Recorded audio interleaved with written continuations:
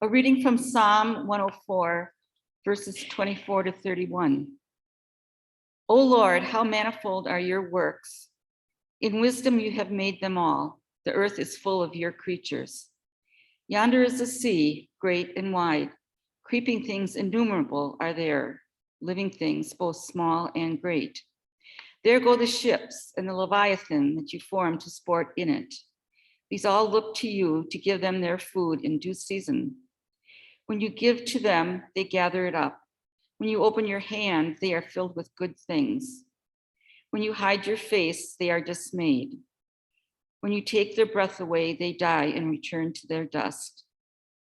When you send forth your spirit, they are created, and you renew the face of the ground.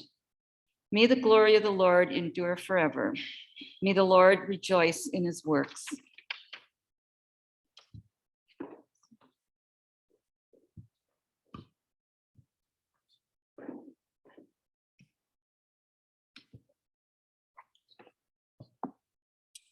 And a reading from Jeremiah 9, verse 10. Take up weeping and wailing for the mountains, and a lamentation for the pastures of the wilderness, because they are laid waste, so that no one passes through, and the lowing of cattle is not heard. Both the birds of the air and the animals have fled and are gone. Last Sunday was Earth Sunday, but every day is Earth Day, or at least it should be if we are living as faithful caretakers of God's amazing creation. The Presbyterian Hunger Program is a faith partner working with Interfaith Power and Light to sponsor Faith Climate Action Week, which is a religious response to global warming. Today, May 1st, is the culmination of this Action Week. The theme this year has been Sacred Trust, our children's right to a livable future. It charges us to examine our responsibility to safeguard our earth for future generations and how our faiths call us to respond with bold and just solutions. Hopefully, some of you were able to see the film Youth V Gov, which was shown by our Faith Formation Committee about a week and a half ago.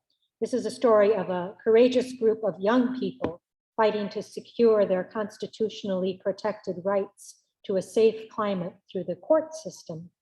It's one example of faithful people working together for positive change. The warnings grow more dire with each new report on the climate crisis. Climate scientists also proclaim that there is still time to make a difference in the severity of it. People of faith can help. It is our sacred calling. After all, humanity was instructed from the beginning to be the caretakers of God's creation. But humanity has not been so good at tending to the health of this beautiful planet. Those most affected by a damaged earth and climate are the vulnerable and impoverished, those who are very often at the very center of our mission and work as churches and people of faith. The Reverend Johann Sauka, Acting General Secretary of the World Council of Churches, has said, "We are not true to our calling as Christians if we are not doing everything we can to prevent the global temperature from exceeding 1.5 degrees Celsius." And the Reverend Brooks Burnt, United Church of Christ Environmental Justice Minister, states, "The role of churches at this time is not simply to raise awareness and alter our consumer habits. We can and should do these things, but at the same time, the role most needed from us is the prophetic role. This means we must step up and make our voices heard by those in roles of power in industry, in technology, business, and government." I've been reading a recent book by Jane Goodall and Douglas Abrams that I've mentioned before, called The Book of Hope, a survival guide for trying times. In it, Jane mentions the saying, "We have not inherited the earth from our ancestors, but borrowed it from our children." She goes on to dispute this as she says, we have not borrowed it from our children, we have stolen it. We have been stealing their future for countless years, and the magnitude of our theft has now reached absolutely unacceptable proportions. But Jane also speaks of her continued hope for the future, offering 4 primary reasons for her hope. She recognizes the potential for good in the positive use of the amazing human intellect. She gives countless examples of the resilience of nature, a built-in will to live, which humans can assist or thwart. Third, she speaks of the power of young people and how much their voices and their needs matter. And fourth, she believes in the indomitable human spirit that is able to overcome the greatest of obstacles. Jane Goodall provides a much needed litany of reasons for hope and a clarion call for action. Our faith tradition calls us into a holy covenant of sacred trust and a duty to care for one another in a relationship of mutual accountability. One way we care for one another is to care for our earth, our common home. Intergenerational climate justice calls us all to preserve our common home so that future generations may thrive. You may have heard of the 7th generation principle, which is based on an ancient Haudenosaunee or Iroquois philosophy that says we should consider how today's decisions impact those 7 generations from now. It is a fitting principle to inform our work as people of faith who believe in a God of all generations, a God who cares about the future of all God's children, a God who declared all creation good, providing sustainability for generations to come. By studying particular species, we are able to learn more about the growing effects of human activity on the environment, on the creatures of the world, and ultimately on humans. When we care about what happens to animals, we are caring about all living things because all of life is intimately and intricately interwoven. John Kirschoffer is going to tell us about how he and his son BJ and others have been helping to follow the plight of polar bears. John?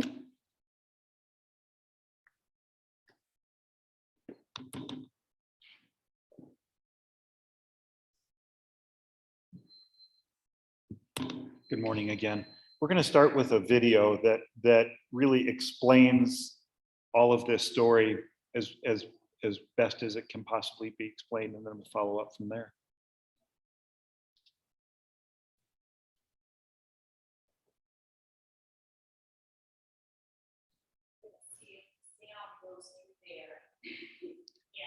We're going to try to have the sound go through your computer, so it's a bit of an experiment. Right. Okay. So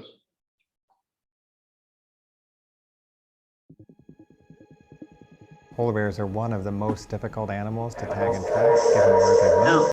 Bears are tough, they're rough and tumble. Males are sparring with each other, and so keeping things.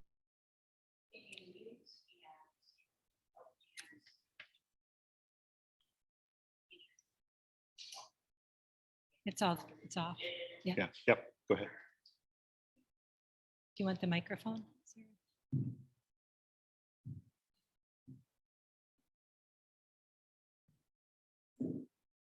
Bear with us, folks.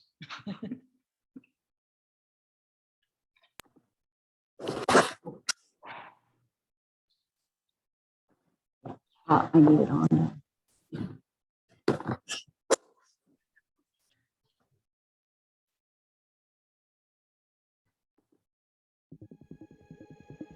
Polar bears are one of the most difficult animals to tag and track.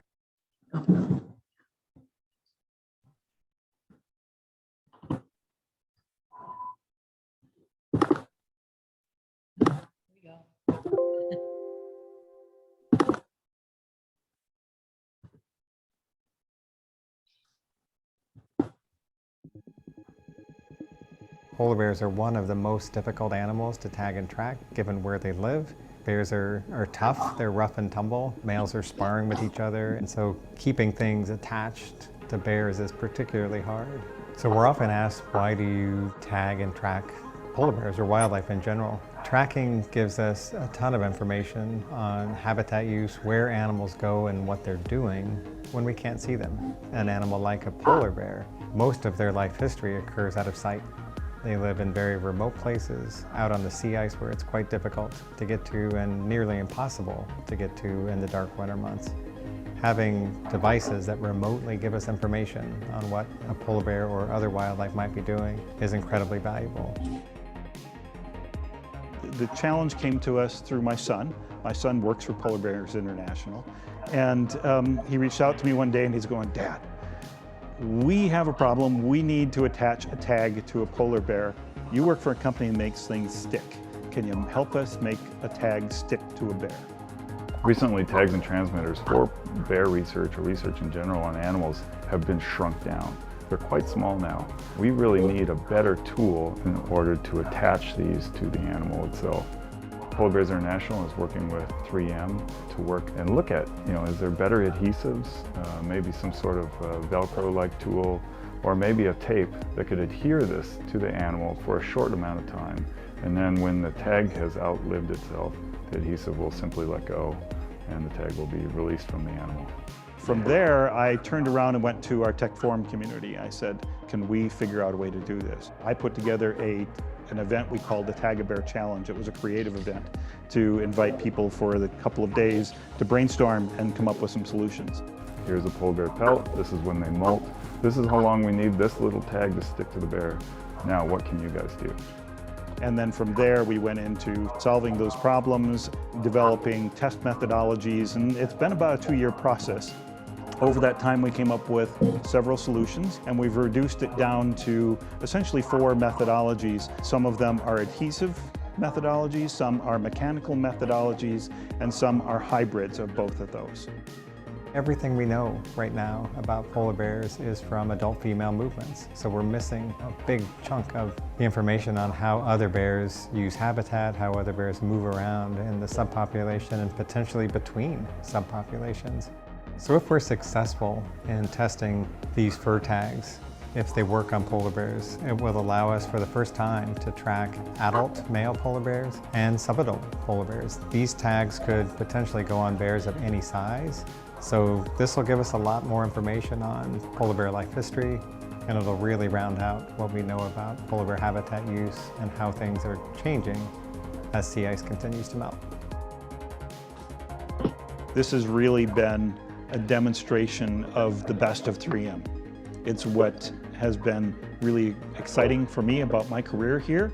It's a challenge that I put out to the technical community, and there are a group of folks that have embraced this and have helped to come up with solutions and are just as excited about it as I am. The intent is to provide the wildlife community with a platform for attaching tags, radio tags to these animals and be able to track them.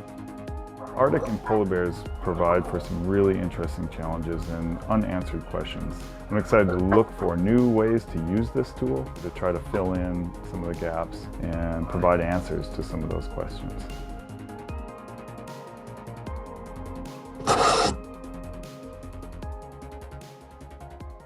We'll send that out.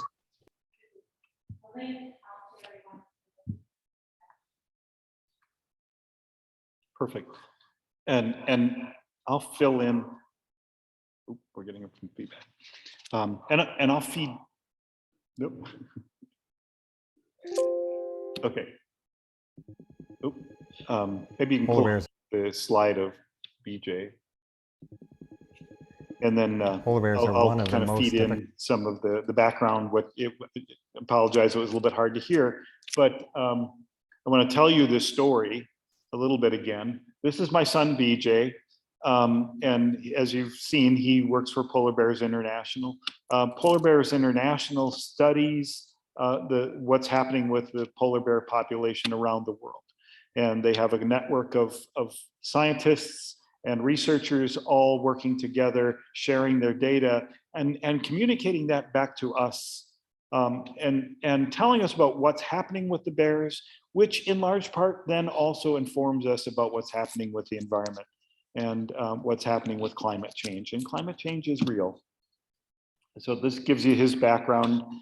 He graduated from the University of Montana and connected up with Polar Bears International early on, and this is his love and his career now. We'll go on to the next slide if we can, please. So the heart of this was a project that my involvement with this is a project that came through my work at 3M. I'm a product developer, a researcher, a designer, and my son reached out to me one day and said, "Dad, you work for a company that makes things stick. Could you make a radio tag stick to a polar bear?"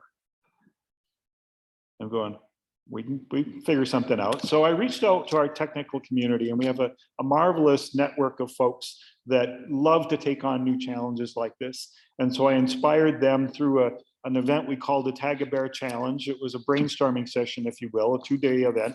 And we took on this problem and had the folks from Polar Bears International either in person or like this, zooming in and sharing with us the background information. From there, all of these folks, these 75 folks, went off and started dreaming up some solutions to the problem. Came back, we reviewed those solutions, chose some pathways and some suggestions, and then went off for a 2.5-year development period where we came up with 4 solutions that are now being attached to real polar bears. If we can go to the next slide, please. So we're going to show you quickly here some of those solutions, and I've actually got these here, and afterwards you can handle them and look at them up close and see what they're about. The key to this is this little white thing in the middle. That's a radio tag. What the tag does is sends a signal to a satellite and lets us see where the bears are. It's not a continuous signal, it's just a blip that goes up periodically. And we want to know where the bears are moving, what is their habitat, what are their behaviors. We don't, when you're dealing with something as broad as Hudson Bay or the tundra, we don't need to know minutely where they are every 2 feet. If we know about every mile, we can get a picture of where their migration patterns take them. So we attach this little tag to this to some kind of platform and then attach that to the animal.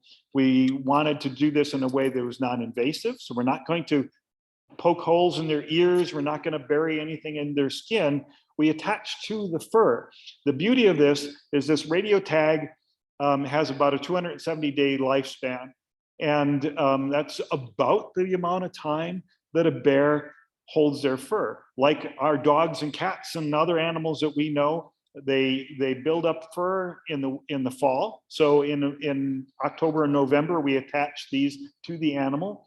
And in the springtime when they molt, and coincidentally about the same time as when the radio tag dies, this thing will drop off with their fur. And so now they're not wearing this dead piece of jewelry for the rest of their life. That was really important. So this version is one we call tri-brush. It's literally a set of bottle brushes that are inserted into the side of this device, and we twist it and we tangle the fur into that bottle brush. And we've got 3 of those. We put a cap over the top of it, so it just keeps it a little bit more, or less able to snag on whatever the bears walk through. And they walk through everything. My son refers to them as a walking tank. There's nothing that will stop them, and if they decide they want to go that way, they'll just go right through whatever comes in their path. So that's one approach. We'll go to the next slide, please. This one is what we refer to as a crimp plate. We take the fur, and this was the exciting thing. So early on in the project, we need to do testing on how this will work. And I talked to my son and I said, Beej, we need a way to test this, and ideally on real fur. So all of a sudden at work one day, I received this big box, and in it was a polar bear hide. And it was just like, this is really cool. So I grabbed it and I unboxed it and laid it out on the floor in the hallway of my workplace and started calling people out. And when they started hearing about this, I had this big mob of people who were as excited as me to see this real polar bear hide laying there. And that was what we take swatches of this. And I have special permission from Wildlife Service and a number of government agencies and all the documentation to have this. We can use it for research purposes. I can cut it up into pieces and we can do attachments and see how well things work on real fur. And then when I'm done with this, we gather up all the pieces and I have to send it back to the government agencies, Wildlife Service and such. So the way this one works is it's like hair crimps. Okay, anyone who's ever had hair attachments and such extensions, and it's much the same sort of thing. We pull a tuft of fur up through a little metal ferrule, little copper tube, and we crimp it down. And so we have 5 of those around the perimeter, and that holds this in place, right? Those 2 that you see here are the most popular of the different devices. We'll go to the next slide, please. This one uses a 3M product called Dual Lock. It's like a Velcro, a very aggressive Velcro. That's the one on the left. The one on the right uses an actual adhesive that was developed for this application. Those don't work quite as well. But you know, they were great experiments. We'll go to the next slide, please. So you know, as I talked about, what we're interested in is where the bears are moving. Bears feed, they eat ring seals. That's their primary source of food, and they need to get out on the sea ice to feed, right? And with the changing climate, ice is forming later and melting away earlier. So their period of time to eat has been shortened considerably. They don't eat during the off season. They come off of the ice and they go into a walking state of hibernation. They just kind of lay around all summer and try and expend as little energy as possible. And they're waiting for that fall when the ice forms again. Now, what makes Churchill, Manitoba important is Churchill is on the Churchill River, and there's a big bay there, and fresh water freezes sooner than salt water. Hudson Bay is salt water, and so they come to Churchill because that ice will form first, and the seals come into the bay there, and they can start hunting. Well, there's a human bear interaction there that's really important and somewhat dangerous, and so we need to know where the bears are at all times. And they have this alert system in town that a fire siren will go off and people will go on alert, and they're watching for where the bears are, and they guide them through and chase them out of town. There's a whole story behind that, but this is partly why we want to know where they are in that human interaction, but also what do they do when they're out on the sea ice? We can't go there. It's a very dangerous place to be. So we can track them and get some sense of what their migration patterns are. Okay, next slide, please. So we're working with conservation partners. They're the ones that do the actual attachments. This was tricky during COVID, and we started this during that whole period. And so I was creating videos, instructional videos, and we were training them virtually how to attach these devices. So this is one of those attachment times. Okay, next slide, please. We're also working with zoo partners. San Diego Zoo, Columbus Zoo, St. Paul, the Como Zoo. The zoos literally all over the world, and we're doing attachments on those bears as well. Now, some would ask, my wife was asking, like, why are you putting a radio tag, a tracking tag on a bear in a zoo? It's like right there. And the point is that this affords us the ability to do better training of how to do the attachment. And when it does fall off, or if it does fall off, we can grab it and we can do a study of what failed or what worked well, right? And interestingly enough, after I leave here today, I'm going back home. I'm going to jump on an airplane, and my son and I are going to spend 4 days at San Diego Zoo working with the bear researchers. And so this is a super exciting week for me. Also, just another thing, literally as I was coming to church here, if you go to NPR, my son was interviewed on NPR this morning. They're working with a technology they're calling BearDar. It's a form of radar, and they're using that to assist with the tracking and locating of bears. So just a lot of really cool stuff going on this week, right? So we can go on to the next slide. So just real quickly, a couple of slides here about what it looks like what the zoos are doing. This is they do what's referred to as a knockdown. The animals, just like taking your dog or cat to the vet, they go and they go to a vet, or the vets come there, and they do studies of what's, how the bear is how their health conditions are and that kind of thing. And so they sedate the animal, and then they can do this work. And so this is a sedation of a big bear at San Diego Zoo. Next slide, please. And so this is the attachment of one of those devices, right? This is the crimp plate. Next slide, please. This is Blizzard. He's a big male, and this is the one that we'll get to see this week at San Diego Zoo. Next slide, please. And then recently I was at Como Zoo, and there was a bear there that we did an attachment to. Came from Columbus Zoo. This animal is named Kulu. Next slide. So this is Kulu. Next slide. So this is a video. Will it play? No, there's no sound. It's just a real short one. So we've done all this research of how to attach these devices, and hopefully this will play. It's real short. But you can only, there you go. So this is Kulu in his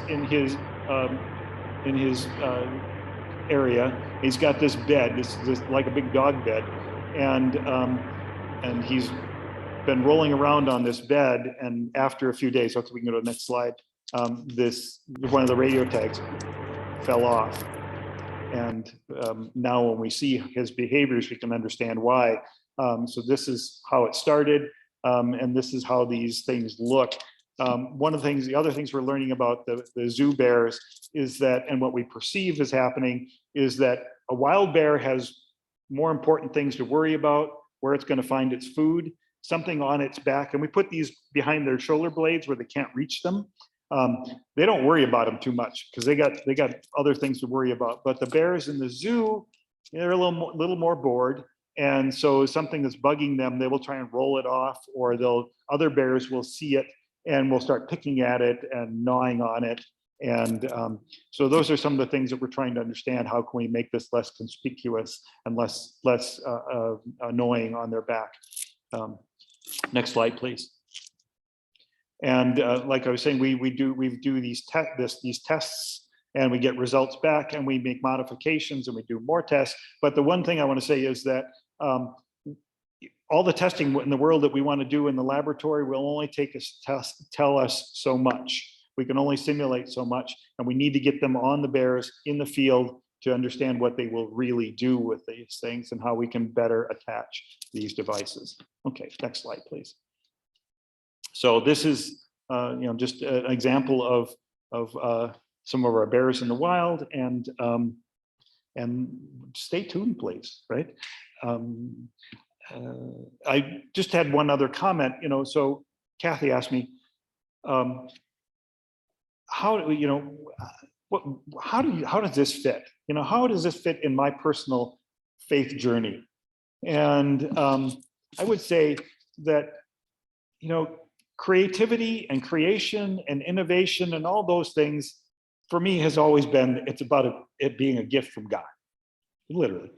And I find that over time, my professional interests and my avocational interests have all focused on in natural things, in natural spaces, and those kinds of things. And I find myself to be an advocate for what we do with our lives in creation. And so, I find that this work just fits with what I do and what I believe. And, so I'm here today to share what I'm learning, what I'm doing, and to tell you that. And one thing I want to tell you is that, there is actually a hopeful message out there.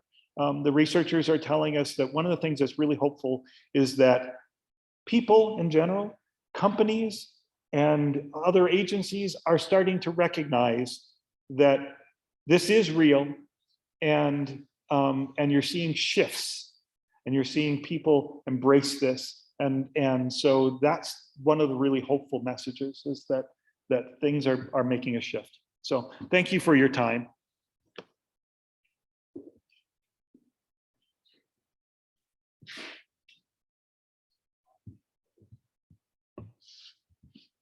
So the earth, the ice, polar bears all matter to us.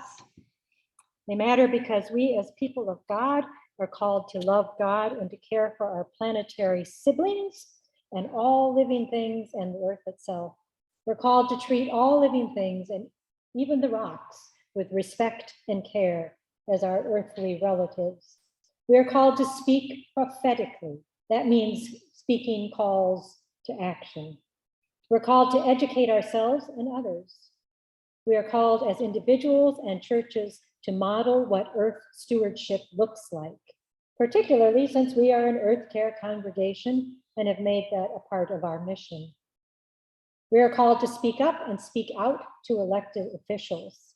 We are called to be voices of hope, like Jane Goodall, because hope and stories of hope are what inspire action. And we are called to do whatever we can, each in our own small ways, to contribute to transformative change. Last week, I paged through a pile of old magazines before recycling them, and I stumbled on a poem from a December 2020 Christian Century, and it was so timely for today, I'm going to close with it.